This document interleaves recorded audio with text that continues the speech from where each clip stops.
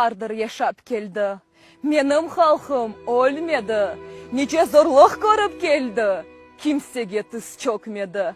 Padişalar, çarlar geçti. Menim halkım ölmedi. Ana vata toprağında çırakları sönmedi. Celateli sürgün etti. Halkım ebbir caymadı. Ostilinden, toprağından, vatanından kaytmadı.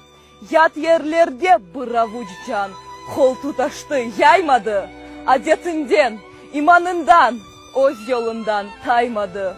İşte kene Celatelli halkıma kelip yetti.